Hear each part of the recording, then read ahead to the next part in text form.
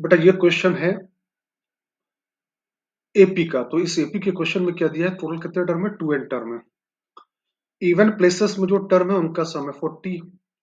Odd places में जो term है उनका सम है 55।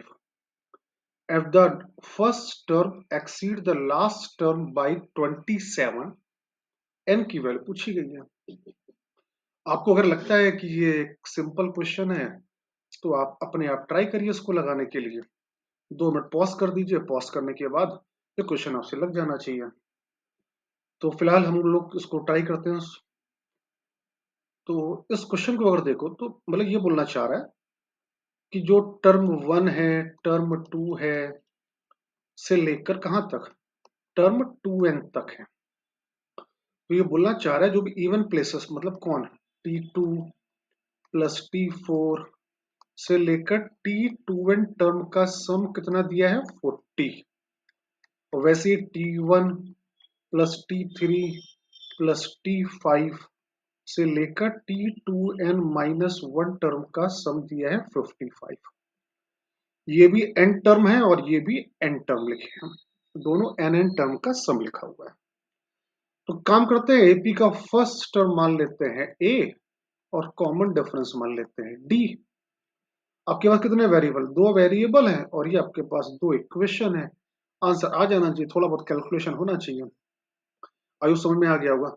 तो अपन सॉल्व करते हैं, T2 plus T4 plus T6 से लेकर कहां तक, T2n equal to 40।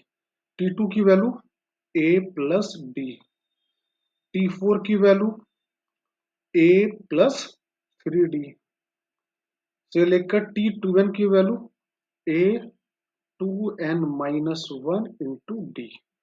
Total n term लिखे हैं तो इस n टर्म का सम कितना आएगा, an डी सम में कॉमन ले लो तो 1 प्लस 3 प्लस 5 से लेकर कहां तक का सम, 2n माइनस 1 तक का सम आ गया 40। अब ये आ गया आपका an डी। ये सम आप करोगे तो ये एपी लिखा होगा, एपी के एन टर्म का सम एन स्क्वायर आएगा। ये वैसे आपको याद भी होना चाहिए कि ऑड टर्म का सम जितना भी आता है एन स्क्वायर आता है। इक्वेशन नंबर 1 आ गई। इक्वेशन नंबर 2 क्या दी है, T1 plus T3 plus T5। तो T1 plus T3 plus T5 का सम कहां तक, T2n माइनस 1 का 55। T1 की वैल्यू a, T3 की वैल्यू a प्लस 2d से लेकर n टर्म तक का सम, एनी टर्म लिखे हुए हैं, राइट। तो ये भी हो गया आपका an और ये कितना आएगा 2d, और आगे क्या आएगा 4d, फिर 6d से लेकर 2n माइनस 2d तक आएगा, राइट। तो 2n माइनस 2 क्यों होगा, क्योंकि जो आपका लास्ट टर्म आएगा उसका सम यहाँ पे लिखा हुआ है। तो an 2d कॉमन ले लो, अंदर कितना बचा, 1 प्लस 2 प्लस 3 से लेकर n माइनस 1।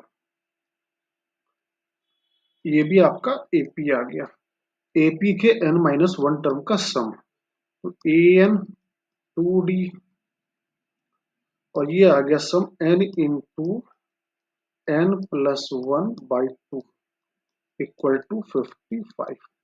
2 से 2 कैंसल हो गया तो ये आ गया an plus d n minus 1 into 55, sorry equal to 55। एक इक्वेशन ये बनी थी पहले वाली, एक इक्वेशन ये बनी। कितने वेरिएबल है, 2 वेरिएबल है और 2 इक्वेशन नहीं, एक और वेरिएबल है। डी की वैल्यू दी क्वेश्चन में क्या, नहीं डी क्वेश्चन में नहीं गिवन है। इवन प्लेसेस और ऑड प्लेसेस का सम निकालना है, तो ये इंफॉर्मेशन गिवन है। तो एक काम करो, इन दोनों को आपस में अगर सब्ट्रैक्ट कर दें, इक्वेशन नंबर 1 और इक्वेशन नंबर 2, इक्वेशन नंबर 1 और इक्वेशन नंबर 2 की बात करें तो यहां पर भी an लिखा है, यहां पर भी an लिखा है, आपस में सब्ट्रैक्ट कर दो, a गायब हो जाएगा। तो d n square minus d n n minus one equal to 40 minus 55 minus 50। I hope clear सबको यहाँ तक। ठीक है, यहाँ तक सबको समझ में आया। अब क्या करना है उसको अब बाद आपको। ठीक है, अब क्वेश्चन में एक और शायद कंडीशन दी है। क्या दी है? First term exceed the last term by 27। मतलब फर्स्ट टर्म T1 और लास्ट टर्म का डिफरेंस कितना है? 27। तो T1 की वैल्यू a, T2n की वैल्यू क्या आएगी? a plus n minus one into D बराबर 27। ए से ए कैंसिल हो गया, कितना आ गया? -2n minus one into D बराबर 27। तो डी की वैल्यू आ गई 27 अपॉन -2n-1 आ गई। ये डी की वैल्यू आ गई। ठीक है, अब डी की वैल्यू चाहूं तो मैं यहाँ पे रख दूं। डी की वैल्यू कितनी है? ये उठा के यहाँ रख देता हूँ। तो वैसे भी डी पूरे में कॉमन आ रहा है, कॉमन ले लेते हैं। N square minus n minus one equal to -15। D की वैल्यू कितनी है? -27 upon 2n-1। N square minus n square plus n equal to -15। ठीक, तो एन स्क्वायर से n square cancel.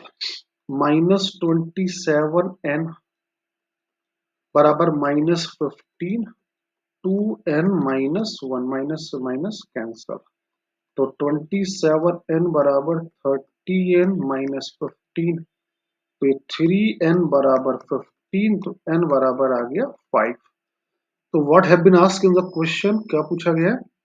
Find the number of term. तो n equal to कितना आ गया? 5 आ गया। तो ये क्वेश्चन है फंडामेंटल। अगर आप देखो तो आपको इस क्वेश्चन में क्या क्या पूछा गया है। बस प्रॉब्लम कहाँ पे है कि रिसेंट ईयर में बहुत बार देखा गया कि जितने भी क्वेश्चन सीक्वेंस सीरीज चैप्टर से पूछे गए, उस क्वेश्चन में कैलकुलेशन ज्यादा पूछा गया है। लॉजिक वाइज कॉन्सेप्ट बहुत ज्यादा नहीं डाला गया है।